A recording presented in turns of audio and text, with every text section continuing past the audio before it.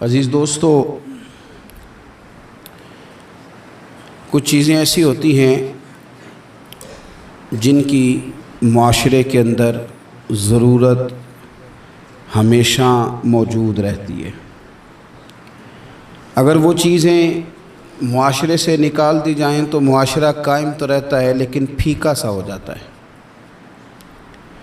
یوں محسوس ہوتا ہے کہ جس طرح کچھ چیزیں زمین کا، معاشرے کا نمک ہیں، اگر وہ موجود نہیں ہوں گی تو سارے مسالہ جات اور ساری تیاری کے باوجود سوسائٹی میں چیزیں بدمزہ ہو جائیں گی۔ انہی چیزوں میں سے ایک چیز ادب ہے۔ ادب اگر معاشرے سے نکال دیا جائے تو چیزیں پھیکی ہو جائیں گی، اپنا اصل حسن چیزوں کا گدلا ہو جائے گا۔ باادب لوگ جو ہوتے ہیں وہ دوسروں کو عزت دے دیتے ہیں اور اپنے اخلاق کو بلند کر لیتے ہیں۔ جب آپ کسی کا احترام کر رہے ہوتے ہیں تو آپ اسی کو نہیں کچھ دے رہے ہوتے، آپ اپنی عظمت کا بھی اظہار کر رہے ہوتے ہیں۔ کسی کو عزت دیتے وقت آپ کے اخلاق کا بھی پتہ چل رہا ہوتا ہے۔ اخلاقی قدریں مضبوط ہوتی ہیں احترام کرنے سے۔ مذہب اسلام اتنا سونا ہے، اتنا پیارا ہے، یہ دین اتنا ٹھنڈا اور اتنا میٹھا ہے کہ دھرتی کے سارے حسن سمیٹ کر اگر ایک لفظ بنایا جائے تو وہ دین اسلام بنتا ہے۔ یہ دین اتنی خوبصورتیاں بانٹتا ہے، اگر دین اسلام کی مختلف تشریحات کرتے کرتے یہ کہہ دیا جائے نا کہ یہ دین ادب والا دین ہے، احترام والا دین ہے، توقیر والا دین ہے، ہر شخص کو مناسب عزت، یعنی نبی پاک علیہ السلام نے استاد کی عزت بیان کی، باپ کی عزت بیان کی، بوڑھے کی عزت بیان کی، امام کی عزت بیان کی، عالم کی عزت بیان کی۔ کچھ بھی نہیں تھا، بالکل ان پڑھ تھا، سادہ تھا، پر مزدوری کر رہا تھا، حلال کما رہا تھا، ہاتھوں پہ چھالے تھے، قربان جائیں۔ میرے محبوب نے فرمایا یہ جو حلال کما رہا ہے نا یہ بھی اللہ کا دوست ہے۔ اس کا بھی احترام بیان کر دیا، اس کا اکرام بھی بیان کر دیا۔ تو نے ہر شخص کی قسمت میں یہ عزت لکھی اور آخری خطبے کی صورت میں وصیت لکھی۔ نبی کریم صلی اللہ علیہ وسلم نے لوگوں کو احترام دیا۔ اللہ کے محبوب علیہ الصلوۃ والسلام، آپ دیکھیے حضور نے اس عورت کی بھی فضیلت بیان کی جس کے گھر کے اندر اولاد پیدا ہوتی ہے، اور اس کی بھی فضیلت بیان کی کہ جس گھر کے اندر اولاد پیدا ہوتی ہے پر جلدی چلی جاتی ہے، انتقال ہو جاتا ہے کسی بچے کا خدا نخواستہ، اس کی بھی فضیلت بیان کی کہ جس کا خامند موجود ہے اور وہ خامند کی خدمت کرتی ہے، اور اس بیوی کی بھی فضیلت بیان کی کہ جس کا خامند انتقال کر گیا پر وہ اپنے بچوں کی پرورش کرتی ہے۔ حضور فرماتے ہیں سب سے پہلے جنت میں مجھے وہ عورت نظر آئے گی۔ تو ہر شخص کے لیے حضور نے احترام بیان کیا، اکرام بیان کیا۔ ہم نے چونکہ بدگمانیاں پیدا کرنی شروع کر لی ہیں تو معاشرے کے اندر بسنے والے لوگوں کے بارے میں ہمارے دلوں میں مختلف وسوسے آ جاتے ہیں، مختلف وسوسے۔ کسی بھی شعبے کے کسی بھی آدمی کے بارے میں کوئی 2 4 5 باتیں اپنے ذہن میں اکٹھی کر کے یا کانوں میں کسی نے وہ بات ڈال دی تو ہم ذہن بنا لیتے ہیں کہ یہ گاڑیاں چلانے والے تو بندے ٹھیک ہی نہیں ہوتے، یہ جناب پولیس کے محکمے کے لوگ تو درست ہوتے ہی نہیں، فلانے محکمے کے لوگ تو ہوتے ہی خراب ہیں، ذہن بن جاتا ہے۔ پھر آہستہ آہستہ ادب انسان کے دل سے رخصت ہوتا ہے۔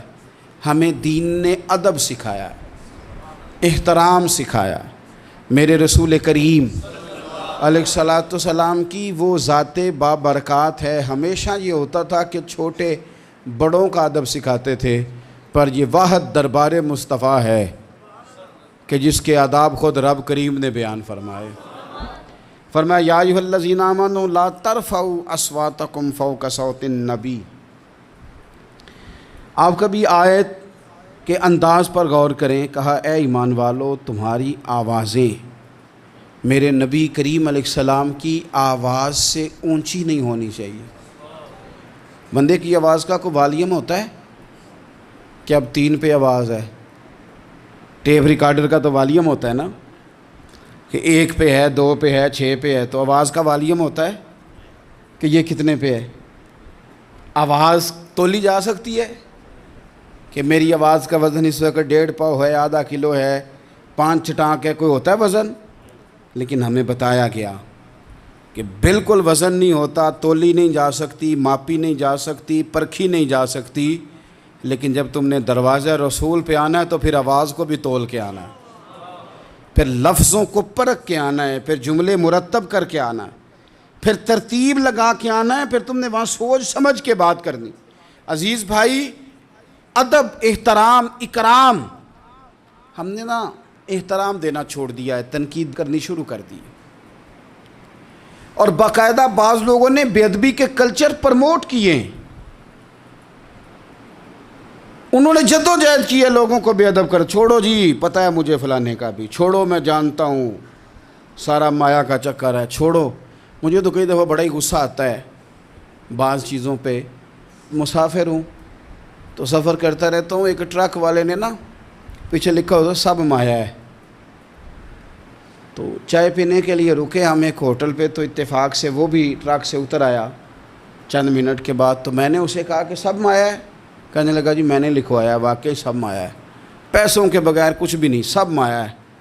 تو میں نے کہا آپ کے ابا نے جو آپ کے لیے محنت کی، اتنی مزدوریاں کی، پیسے لیے انہوں نے آپ سے؟ ماں نے جو دودھ پلایا تو پیسے لیے اس کے؟ کہنے لگا جی نہیں انہوں دی تے گل نہیں. تے میں کہا پھر انہوں دا لکھ ہی چھڑ کے ماں پہ انہوں کڈ کے مایا ہے. وہ کسی کا تو استثناء کر، کسی بندے کا ہی نام لے لے کہ نہیں فلانا ٹھیک ہے، تو نے تو لکھ دیا سب ہی مایا ہے، سب پیسے کا چکر. وہ کسی کو تو معافی دو، کوئی تو بندہ ٹھیک ہو تمہاری نظر میں، کوئی بھی صحیح نہیں. اس طرح کیسے ہو سکتا ہے؟ تم کہتے ہو کوئی ٹھیک نہیں، اور بنانے والا کہتا ہے لقد خلقنا الانسان فی احسن تقویم، میں نے بنائی بڑے سونے ہیں، تمہیں ٹھیک کوئی نہیں لگتا. بنانے والا کہتا ہے میری تقویم ہی بڑی اعلیٰ ہے، میں نے بڑے سونے بنائے ہیں، تم دیکھو تو صحیح، انسان میرا شاہکار ہے. اب آپ دیکھیں کہ جب آپ ذہن بنا لیں گے کہ دنیا غلط ہے تو بے ادبی کریں گے، لیکن اگر ذہن بنائیں گے کہ یہ مخلوق ہے اور بنائی ہے میرے رب نے، اور بڑی سونی کر کے بنائی، اور بڑی حسین کر کے بنائی، اور بڑی اعلیٰ کر کے بنائی. الذی خلقک فسواک فعدلک فی ای صورت ما شاء رکبک.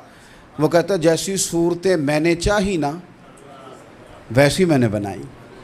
یہ تیرا چہرہ نہیں ہے، یہ تو رب کی چاہت ہے، یہ تو رب کی چاہت ہے، اللہ کی چاہت ہے. تو جو ہے تو احترام ہی نہیں کر رہا. احترام کریں، اپنے بڑوں کو عزت دیں اور سب کو احترام دیں. نبی پاک علیہ السلام نے فرمایا عالم کو علم کی وجہ سے، بزرگ کو عمر کی وجہ سے، اور اپنے حکمران کو عہدے کی وجہ سے عزت دیا کرو. ان کو احترام دو. آپ ہر شخص کا اس کے منصب کے لحاظ سے دیکھیں. ایک ہوتا ہے باتیں کرنا، باتیں کرنے میں بھی کوشش کریں پہلے کسی بزرگ کی سنیں، کسی بڑے کی سنیں. یہ ضروری نہیں کہ بزرگ پڑھا لکھا ہی ہو. کئی دفعہ یہ بھی ہوتا ہے کہ والد صاحب ان پڑھ ہیں، بیٹا انجینئر ہو گیا ہے. اب کوئی بندہ رشتہ دار تھا، اس نے مشورہ مانگا ہے کہ میں نے یہ مکان بنانا ہے، چھت ڈالنا ہے، تو میں 10 فٹ پہ ڈال لوں یا 14 فٹ پہ ڈالوں. تو والد صاحب مشورہ دینے لگے تھے، تو اگر بیٹا بول پڑے کہ ابا جی آپ تو پڑھے نہیں، میں تو انجینئر ہوں، آپ چپ کر جائیں، تو میرے خیال میں یہ اس کی بے ادبی ہے. اس کو چاہیے تھا والد صاحب کو بات کر لینے دیتا، اور بات کر لینے دینے کے بعد پھر وہ کہتا کہ جناب آپ بھی ٹھیک کہہ رہے ہوں گے تجربے کی روشنی میں، پر جو میں نے پڑھا ہے اور جو میں نے سیکھا ہے اور جو میرے سمجھ میں آیا ہے وہ یہ ہے.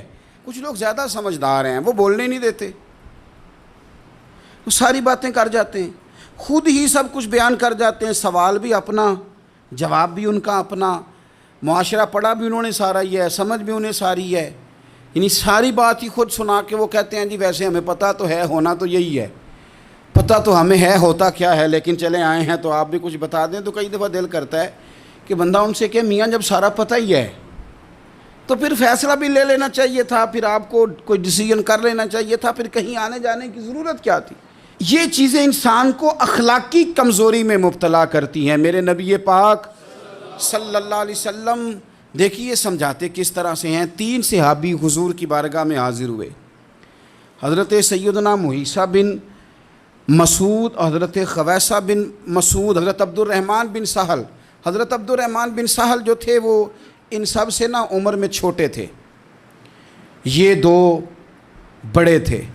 تو عبد الرحمن بن سہل تھے چھوٹے، پر انہوں نے بات پہلے کرنی شروع کر دی، اور جب وہ بات پہلے گفتگو شروع کر رہے تھے اور گفتگو بڑھ بڑھ کے کرنا چاہ رہے تھے، آگے بڑھ رہے تھے، خیال کر رہے تھے کہ مجھے بات پہلے کرنی چاہیے، اب بات ہی کرنی تھی نا، کوئی حرج نہیں ہے پہلے چھوٹا کر لے، کوئی مسئلہ۔ اگر آپ دوسرے نقطہ نظر سے دیکھیں گے تو کوئی حرج تو نہیں، ٹھیک ہے پہلے چھوٹا بات سنا لے۔ بہو نہیں بولنے دیتی کئی دفعہ، وہ کہتے ہیں پہلے میری سنو، داماد نہیں بولنے دیتا، اس کی مرضی ہے، بچے بیٹے نہیں بولنے دیتے، وہ کہتے ہیں ابا جی آپ تو تھے ہی نہیں، ہمیں زیادہ پتہ ہے، بول پڑتے ہیں، کیا کیا جائے۔ لیکن 3 صحابہ آئے ہیں، حضرت عبد الرحمن بن سہل چھوٹے تھے، انہوں نے بات حضور کو پہلے سنانی چاہیے، حضور تو سب کے نبی ہیں نا، اور سرکار نے تو سب پر کرم نوازی کرنی ہے، سننی ہے۔ وہ پہلے سنانے لگے تو حضور نے روک دیا، فرمایا آپ ذرا ٹھہر جائیں، ابھی آپ بات نہ کریں، پہلے بڑوں کو بات کرنے دیں۔ یہ تعلیم بیان فرمائی کہ گفتگو میں بڑوں کو پہلے موقع دیا جائے گا، بڑے کیا کہتے ہیں ان کی بات پہلے سنی جائے گی، ان سے پہلے پوچھا جائے گا کہ معاملہ کیا ہے۔ ہم بزرگوں کو موقع نہیں دیتے۔ میں بڑے درد کے ساتھ یہ بات عرض کرتا ہوں، ہمارے نوجوانوں نے نا بزرگوں کو ریٹائر کر کے کونوں کے ساتھ لگا دیا ہے، کوئی مشورہ نہیں کرتے، فیصلے کر کے بتاتے ہیں۔ اگر بزرگوں کی رائے کبھی لی جائے، میرے ابا جی کبھی شام کو نکلتے وقت میں یا میرا کوئی بھائی کہتا نا کہ کہیں کام سے جا رہے ہیں، تو والد صاحب فرمایا کرتے پوچھ کے چلے ہو کہ 10 کے چلے ہو؟ نہیں سمجھ آئی بات، پوچھ کے چلے ہو کہ؟ تو وہ پوچھتے ابا جی یہ پوچھ کے 10 کے دا کی فرق ہے؟ تو والد صاحب فرماتے کہ پوچھ کے جانے دا مطلب ہے کہ جے تسی اجازت دیندے ہو تے جائیے۔ کہنے نے پتر پھر شاید میں تانوں آکھاں کہ رات پہ گئی ہے، شام ہو گئی ہے، میرا دل نہیں، تسی باہر نکلو۔ تو جے تسی صرف 10 کے چلے ہو تے پھر اساں کی کر لینا ہے؟ پھر تو تساں فیصلہ کر لیا، ہن تساں آج کل بوڑھے چپ کر گئے ہیں۔ میں درد سے بات کرتا ہوں، بزرگ خاموش ہو گئے، اس لیے کہ بچے پوچھ کے نہیں جاتے، بچے بتا کے جاتے ہیں۔ وہ کہتے ہیں میں جا رہا ہوں، انہوں نے فیصلہ کر لیا، طے کر لیا ہے جانا ہے۔ اگر کبھی ان سے پوچھا جائے، اگر ان کو احترام دیا جائے، میں بڑی دفعہ کہتا ہوں، پھر کہتا ہوں کہ شاگرد پجاروں پہ بیٹھا ہو نا اور پی ایچ ڈی کر گیا ہو، اور استاد میٹرک پی ٹی سی ہو اور ابھی بھی سائیکل ہی چلاتا ہو، تو آئے کبھی رستے میں ملاقات ہو جائے شاگرد کی استاد سے، اور شاگرد پجارو سائڈ پہ کھڑی کر کے اپنے استاد صاحب کو پہلے سلوٹ کرے، اور پھر وہ کہے کہ استاد جی لڑکا لے آتا ہے سائیکل، آپ پجاروں پہ بیٹھے، میں گھر چھوڑا ہوں آپ کو۔ استاد صاحب نے جانا بعد میں سائیکل پہ ہی ہے، ان کا نہیں بیٹا اللہ تیرا بھلا کرے، اللہ تجھے اور لمبی عمر دے، اللہ تجھے اور ترقیاں دے، اس نے سائیکل پہ ہی دوبارہ بیٹھنا ہے۔ لیکن جب وہ استاد دوبارہ سائیکل پہ بیٹھتا ہے تو اسے یوں محسوس ہوتا ہے کہ میرا سائیکل پجاروں سے مہنگا ہے، کیونکہ پجاروں تو سلوٹ کرتی ہے میرے سائیکل کو۔ لیکن کبھی غریب استاد کے قریب سے امیر شاگرد گزر جائے تو تکلیف ضرور ہوتی ہے کہ یار تو میرے پاس سامنے پھٹی پہ بیٹھ کے پڑھتا تھا اور آج تو کہاں پہنچ گیا ہے۔ جب ہم احترام کرتے ہیں تو سوسائٹی میں قدریں بڑھتی ہیں یار، لوگوں کو کیا مثلاً فرق پڑے گا اگر آپ اماں کو راضی کر لیں؟ کیا ہوگا؟ ماں بیچاری کی ساری زندگی پردے ڈالتے بیت گئی، ابا نے آ کے پوچھا کہاں گیا وہ کہتی ادھر ہی تھا، مجھے بتا کے کہ ابھی آ جائے گا، وہ مجھے کہہ گیا تھا کہ میں نہیں ادھر ہی تھا، کچھ بھی نہیں، ایسی کوئی بات ہی نہیں۔ ساری زندگی پردے ڈالتے بیت گئی۔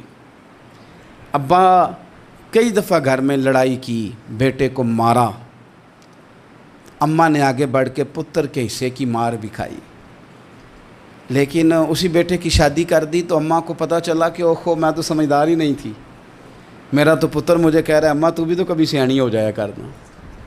اگر وہ بولتی ہے تو تو ہی چپ کر جا، تو پھر اسے احساس ہوتا ہے کہ اوہو میں تو ساری زندگی بیوقوف رہی، میں تیرا دفاع کرتی رہی، تیرے حصے کے تھپڑ کھاتی رہی، اور مجھے آج تو نے بتایا کہ تو سیانی نہیں تھی، آج تو نے بتایا کہ تو عقل مندی نہیں تھی، اماں تجھے کیا پتا، میری بیوی کے سامنے تو ہی سیانی ہو جا۔ وہ ٹوٹ جاتی ہے، بکھر جاتی ہے، وہ کبھی پلٹ کے دیکھتی ہے تو اسے بڑے سارے زخم تازے ہو کے دکھائی دیتے ہیں، وہ یار میں ہی سیانی نہیں تھی۔ سنو نا، امام حسن رضی اللہ تعالیٰ عنہ فرماتے ہیں، امام حسن نے کوئی لمبا وقت نہیں اپنی والدہ کے ساتھ گزارا، چھوٹے تھے تو سیدہ فاطمہ الزہرا رضی اللہ تعالیٰ عنہ وصال کر گئیں، پر شیر خدا کے پتر کی بات دیکھیں۔ امام حسن کہتے ہیں لوگوں میں جب تھوڑا سا باشعور ہوا اور مجھے چیزیں تھوڑی سی دکھائی دینے لگی تو میں نے کبھی اپنی اماں کے ساتھ ایک پلیٹ میں کھانا نہیں کھایا تھا۔ حضور ساری دنیا کھاتی ہے تو آپ نے کیوں نہیں کھایا؟ تو فرماتے ڈر لگتا تھا کہ کہیں ایسا نہ ہو کہ جس لقمے کی طرف میری ماں اپنا ہاتھ بڑھائے کہیں میں نہ اٹھا لوں، بے ادبی نہ ہو جائے۔ ڈر لگتا تھا، میں نے یہاں تک بھی نا، کیونکہ ماں تو ماں ہوتی ہے، میں نے یہاں تک بھی ماں کا احترام کیا، روٹی کھانے میں بھی تقدیر نہیں کی۔ یہاں ماں وہ کہتی ہے پیر صاحب انہوں دسیا جے نا کہ میں تانوں آکھیا سی، انہیں گلاں چ انہوں آکھیا جے میرے نال بولے تھے صحیح کرے، انہوں دسیو نا میرے نال بگڑ جائے گا، انہوں آکھیا جے نا میں تانوں شکایت لائی، پر نہ انہوں گلاں چ سمجھایا جے کہ میرے نال اچھی نہ بولیا کرے، میں تکلیف، انہوں آکھیو نا۔ او یار کیا کائنات میں حضور سے بڑا بھی کوئی ہے؟ لیکن حضرت حلیمہ سعدی آئی ہیں تو کیا میرے نبی اٹھ کے کھڑے نہیں ہو گئے؟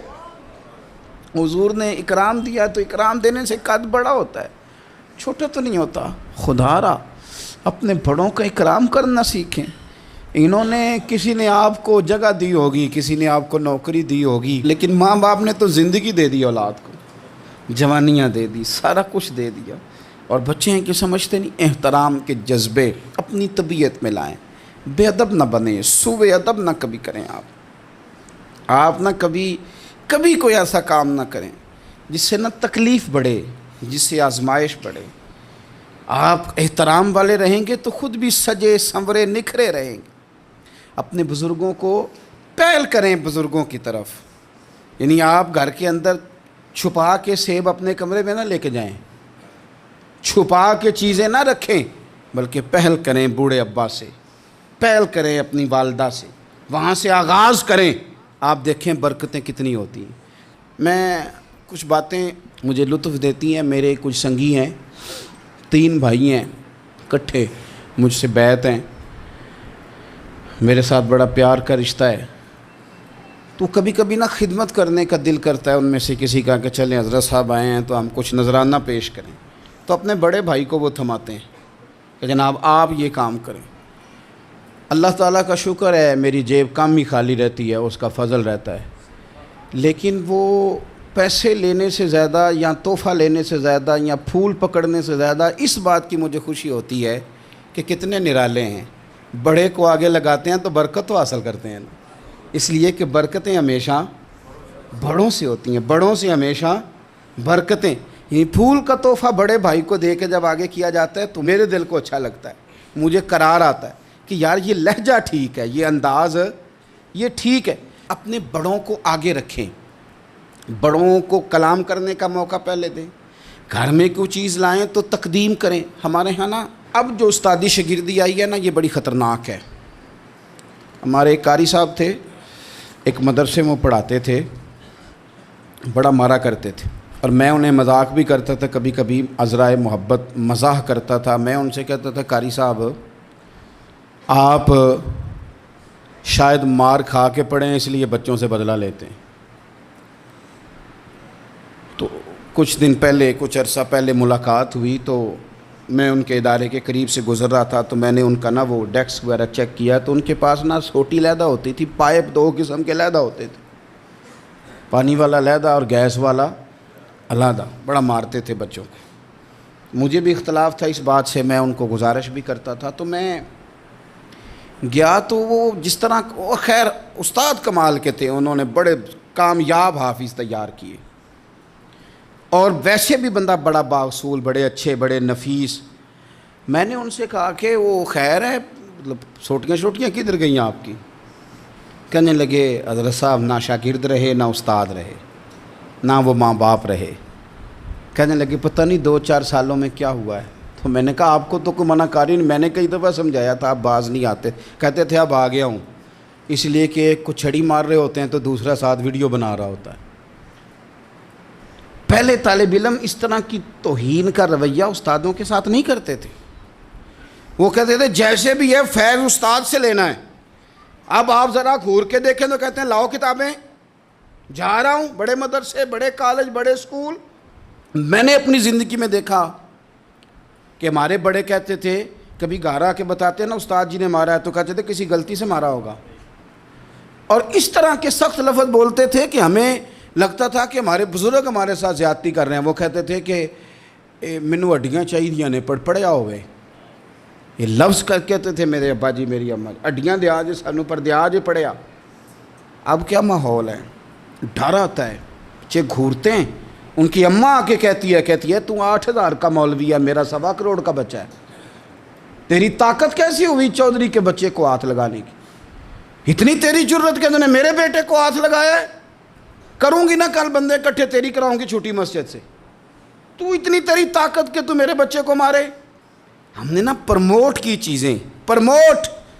حضرت خواجہ حسن بصری رحمۃ اللہ علیہ فرمایا کرتے تھے ادب نہ ہو تو علم آ ہی نہیں سکتا، اس لیے کہ کتابیں رہنمائی کرتی ہیں، کتابوں کی ترجمانی تو استاد نے کرنی ہے۔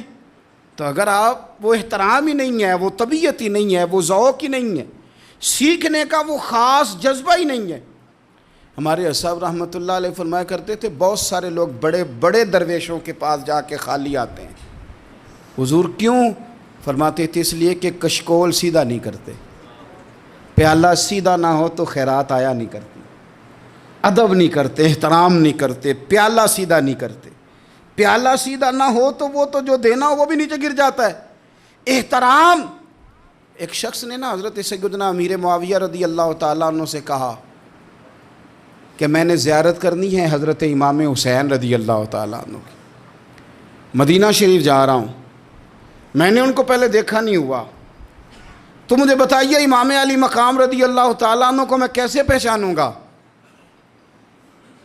تو ابن عساکر دیکھیے گا، حضرت امیر معاویہ رضی اللہ تعالیٰ عنہ فرمانے لگے تو مدینہ شریف جانا، ایک شخص لوگوں کے حلقے میں بیٹھ کے لوگوں کو دین پڑھا رہا ہوگا، مسجد نبی میں وہ چمکتا ہوا چہرہ لوگوں کو قرآن و سنت کی تعلیمات سے روشناس کر رہا ہوگا، اور فرمایا اس کے ارد گرد لوگ اس ادب سے بیٹھے ہوں گے کہ جیسے ان کے سروں پر پرندے بیٹھے ہوئے ہیں، ذرا حرکت کی تو پرندے اڑ جائیں گے۔ فرمایا جب وہ نورانیت والا ماحول تم دیکھو اور اتنے با ادب شاگردوں کے بیچ بیٹھی ہوئی ایک نورانی ہستی کو دیکھو تو سمجھ لینا وہی حسین ابن علی ہیں، وہی ہے امام علی مقام امام حسین، کہ جو اس احترام کے ساتھ لوگوں کو انہوں نے آداب سکھائے ہیں، اس طرح انہوں نے لوگوں کو سمجھایا ہے کہ ان کے شاگردوں کا یہ رنگ ہے کہ وہ تو سر نہیں ہلاتے کہ کہیں پرندہ نہ اڑ جائے۔ اس انداز میں جب لوگ، مجھے بات یاد آ گئی، امام احمد بن حنبل رحمۃ اللہ علیہ بہت بڑے محدث تھے، تو مجھے پتہ ہے اگر آپ مجھ سے پوچھیں گے نا اس دور میں فقہ سب سے بہترین کس کو آتی ہے تو میں آپ کو بتا سکتا ہوں، کیونکہ میرا شعبہ ہے نا۔ آپ پوچھیں گے صرف ناو کا استاد کون اچھا ہے تو میں بتا دوں گا کہ کہاں پہ ہے، کون ہے، میرا شعبہ ہے۔ اسی طرح سے میڈیکل کے شعبے سے وابستہ لوگوں سے آپ پوچھیں گے کہ ہارٹ کا ڈاکٹر کون سا اچھا ہے تو بتا دیں گے۔ پوچھیں گے بھئی میں نے ایک ناک کان گلے کے ڈاکٹر کے پاس جانا ہے، تو جس کا جو شعبہ ہے اسے پتہ ہوتا ہے۔ مدرسے کے بچوں کو بھی پتہ ہوتا ہے کہ کون سا آدمی کہاں بہترین پڑھانے والا ہے۔ ایک بزرگ تھے شاہ بقی الدین ابن مخلد، وہ کہتے ہیں مجھے پتہ چلا کہ اس دور میں نبی کریم علیہ السلام کی حدیث جو سب سے بہترین پڑھاتے ہیں وہ امام احمد بن حنبل ہیں۔ ان کو حضور کی حدیث سے جو خاص شغف ہے وہ کسی اور کو نہیں۔ کہتے ہیں میرے دل میں لو لگ گئی، حالانکہ میں امیر گھرانے سے تھا، میں کشتی میں بیٹھا امام احمد بن حنبل کے پاس آنے کے لیے، رشتے میں طوفان آ گیا، کشتی ہچکولے کھانے لگی، کسی طریقے سے ایک جزیرے کے ساتھ جا کے کشتی لگی، ٹوٹ گئی، بکھر گئی، میں جزیرے پہ اتر گیا، اور بھی کئی لوگ تھے، 1 مہینہ وہاں رہنا پڑا، بارشیں ختم ہوئی، موسم ٹھیک ہوا تو ایک کشتی دکھائی دی آتی ہوئی، فرماتے ہیں کہ وہ اس کشتی میں بیٹھا، دوبارہ بغداد کیا، مجھے سفر طے کرتے 2.5 مہینے گزر گئے، وہ جزیرے پہ مہینہ پتے کھا کے بھی گزارا کرنا پڑا، نکلا تھا علم حاصل کرنے، جب بغداد شریف پہنچا لوگوں سے پوچھا امام احمد بن حنبل کا مدرسہ کہاں ہے؟ انہوں نے کہا وہ مدرسہ تو بند ہو گیا ہے، وقت کا بادشاہ مخالف ہو گیا، مسجد مدرسہ سیل کر دیا۔ امام صاحب کہاں ہیں؟ کہا گھر کے اندر قید ہیں، ان کے گھر کو سب جیل بنا دیا، چاروں جانب پولیس کھڑی ہے، اور ویسے بھی بغداد میں کرفیو ہے، ہر چوک چوراہے میں پولیس والے کھڑے ہیں۔ شاہ بقی الدین کہتے ہیں اتنا کچھ سننے کے باوجود بھی میرا جذبہ ٹھنڈا نہیں ہوا، وہ مہینے میں سفر کی صحبتیں، گو سنا تھا کہ آستانہ یار دور ہے، پر ہم نے بھی ٹھان لی تھی کہ جانا، گو سنا تھا کہ آستانہ یار دور ہے، پر ہم نے یہ ٹھان لی تھی کہ جانا ضرور ہے۔ کہتے ہیں پہنچ گئے، اب پتہ چلا کہ کرفیو ہے، سڑکوں پہ پولیس کھڑی ہے، گلیوں میں چوکوں چوراہوں میں پہرے ہیں، امام صاحب تک تو جا کوئی نہیں سکتا۔ کہتے ہیں میں نے ایک شخص کی منت کی، میں نے کہا کسی طریقے گاڑی بتا، کہنے لگا میں اشارہ بھی نہیں کر سکتا، سخت حالات ہیں، وہ کوئی طریقہ۔ میں نے جب زیادہ تڑپ کے کہا تو وہ شخص کہنے لگا میں ان کے گھر کے قریب تجھے لے جاؤں گا اور گزرتے وقت صرف آنکھ کا اشارہ کروں گا۔ کہتے ہیں میں نے کہا یہ بھی ٹھیک ہے۔ ان کے گھر کے تیری تلاش میں پھرے نا ہم جنگل پہاڑ اور دشت میں، ان کے دروازے کے قریب اس نے اشارہ کیا۔ شاہ بقی الدین کہتے ہیں کہ میں گھر دے کے آ گیا واپس، اب میں سوچنے لگا کہ کیسے امام صاحب تک پہنچنا ہے، بڑی تجویزیں سوچیں، بڑی تجویزیں، کام والا بن جاؤں، پھیری لگانے لگ جاؤں، پھر سوچا کہ اگر میں کچھ بیچوں گا ریڑھی پہ رکھ کے تو کوئی خریدنے نکلے گا کوئی نہیں نکلے گا، کس طرح کروں کیا کروں، بڑی سوچیں، بالآخر میں نے طے کیا، اللہ اکبر، میں نے نہ کپڑے پھاڑ لیے، امامہ اتار دیا، فرماتے ہیں کہ ایک پیالہ مٹی کا خرید کے گلے میں رسی سے باندھ لیا، اور امام احمد بن حنبل کی 3 گلیوں پیچھے میں نے دروازہ صدا لگانی شروع کی، فقیر ہوں، اللہ کے نام پہ لینے آیا ہوں۔ کہتے ہیں 1 دینار مانگتے مانگتے مانگتے مانگتے آزم یار مناؤن دی خاطر اساں کی پیس وٹائے۔ کہتے ہیں مانگتے مانگتے نا میں امام احمد بن حنبل کے دروازے تک آیا، امیر گھر کا بچہ تھا، بڑے پیسے جیب میں ہوتے تھے، امام کے دروازے پہ صدا لگائی کوئی ہے اللہ کے نام پہ دینے والا؟ کہتے ہیں وہ نور بھرا دروازہ کھلا، ایک گورے مکھڑے والا، سفید داڑھی والا، سونے امامے والا، چمکدار آنکھیں، نورانی شباہت۔ کہتے ہیں امام احمد بن حنبل باہر آئے اور جیسے ہی 1 دینار میرے پیالے میں ڈالنے لگے تو میں نے ہاتھ چوم کے کہا سونیا تیرے قربان جاؤں، میں دینار لینے نہیں آیا، محمد عربی کی حدیثیں سننے آیا ہوں۔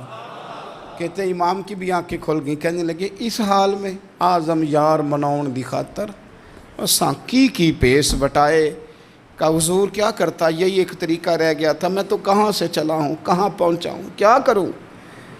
امام صاحب فرمانے لگے پھر میں بھی بڑے دنوں سے پریشان تھا، کوئی سیکھنے والا نہیں مل رہا تھا، تو مل گیا۔ کہنے لگا حضور میں روز آ جاؤں فقیر بن کے، آپ جتنا چاہیں 2 4 5 منٹ میں مجھے حدیثیں سنا دیں، میں اگلے دن یاد کر آیا کروں گا۔ کہتے 2 سال لگ گئے، شاگرد کہاں ملیں گے ایسے، کہاں مرید ملیں گے، گزر گیا دور۔ کہتے ہیں کہ میں نا ہر روز فقیر بن کے جاتا، 3 گلیاں پیچھے مانگنا شروع کرتا، کوئی شک نہ کرے، 2 سال دروازے پہ جاتا، آگے پیالہ کرتا، امام 1 دینار ڈالتے اور مصطفیٰ کی حدیثیں سناتے۔ کہتے ہیں حالات بدل گئے، 2 سال کے بعد حکومت بدل گئی، امام کا مدرسہ بحال ہو گیا، رش ہو گیا، بادشاہ بڑا عقیدت مند تھا، جو نیا آیا اس نے بڑا کر کے ادارہ بنا کے دیا، جس دن میں گیا تو رش لگا ہوا تھا۔ کہتے ہیں حالات بدلے تو ہم نے بھی کپڑے بدلے، ہم نے بھی دوبارہ سے دستار باندھی، اور کہتے ہیں بڑے لوگ بیٹھے ہوئے تھے، میں جب داخل ہوا نا تو امام اٹھ کے کھڑے ہوئے، آپ فرمانے لگے پتر ادھر آ، تو آگے آ کے بیٹھ، لوگ دین سیکھنے آتے ہیں، تو فقیر بن کے مانگنے آیا تھا، اور میں بھی باقیوں کو پڑھایا کرتا تھا، تجھے میں دیا کرتا تھا، اور اب باقی پڑھا کریں گے، تجھے دیا جائے گا، اور آج تجھے سینے سے نکال کے دیا کروں گا۔ زمانے بدل گئے، حالات بدل گئے، وہ شخص چلا گیا، کون حکمران تھا کون نہیں تھا، لیکن استاد شاگرد کے ادب کی داستان قیامت تک باقی رہے گی۔ یہ قیامت، جب طبیعتوں میں احترام ہوتا ہے، جب ادب ہوتا ہے۔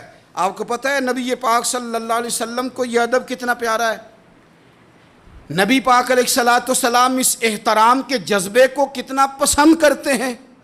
اللہ کے پیارے رسول صلی اللہ تعالیٰ علیہ وسلم اس جذبہ احترام سے کتنے راضی ہوتے ہیں۔ حضور کس قدر زیادہ چاہتے ہیں کہ میری امت ادب والی بنے۔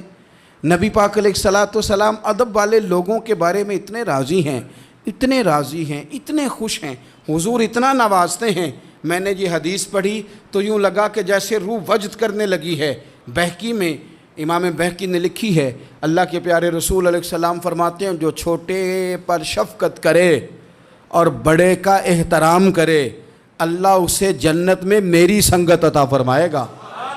یہ میرے قرب کا ذریعہ ہے، یہ چیز میرا قرب ملے گا۔ شرط یہ ہے کہ ادب والے بن کے آؤ، احترام والے بن کے آؤ، کبھی بھی سوء ادب نہ کریں، کبھی کسی مقام پر بھی بے ادبی نہ کریں، آپ اپنا ذائقہ کبھی تبدیل نہ کریں۔ امام احمد بن حنبل ایک جگہ وضو کر رہے تھے، ایک شخص کہتا ہے میں نے ساری زندگی گناہوں میں گزار دی تھی، تو امام صاحب نا وضو کر رہے تھے جھیل پر بیٹھ کے، تو جھیل اس طرح ہوتی ہے، پہاڑ ہیں، اوپر کو پانی نیچے آ رہا ہے، تو کہتے ہیں امام صاحب نیچے بیٹھ کے وضو کر رہے تھے، تو میں اوپر بیٹھ کے نا وضو کر رہا تھا یا پانی پی رہا تھا، تو میں نے دیکھا کتنے بڑے امام نیچے ہیں۔ کہتا ہے میں نا میرے دل میں خیال ہے یار میں ساری زندگی غلط کاموں میں گزاری ہے، پر جو بھی ہے یہ رسول اللہ کے دین کے عالم ہے۔ کہتے ہیں وہ حضور کے دین کی عزت کرنے کے لیے میں اوپر سے اٹھا آ کے نا، تو میں تھوڑا پیچھے جا کے نیچے بیٹھ گیا، جو میری حاجت تھی، پانی پینا تھا یا منہ دھونا تھا، میں وہ کرنے لگا۔ کہتے ہیں امام صاحب نے پھر یوں نظر میری طرف دیکھی، پتہ نہیں انہوں نے کیا دعا دی کہ رب نے مجھے توبہ کی توفیق عطا فرما دی۔ میں اللہ کے فضل سے اللہ نے میرا دل موڑ دیا، اور میں رب کریم کی بارگاہ کی جانب میری توجہ ہو گئی، خدا نے مجھے اس ادب کی برکت سے اپنی بارگاہ کی طرف اللہ تبارک و تعالیٰ نے مجھے موڑ لیا۔ بے ادبی تو بندے کو کفر تک لے جاتی ہے، بے ادبی تو کفر تک لے جاتی ہے۔ اگر بندہ بے ادب ہوتا ہوتا اللہ رسول کی بے ادبی تک پہنچ جائے تو دور نکل گیا، لیکن یہاں باقاعدہ بے ادبی کو پروموٹ کیا جا رہا ہے۔ کبھی بھی بے ادب نہ بنیں، ادب والے رہیں، ادب والے بن کے جئیں، ادب والے بن کے دنیا سے جائیں۔ وہ درویش نے کہا تھا کہ بے ادباں مقصود نہ حاصل، نہ درگاہ ٹوئی، بانج ادب دے محمد بخشا، توڑ نہیں چڑھیا کوئی۔ آخر دعوایا ان الحمدللہ رب العالمین۔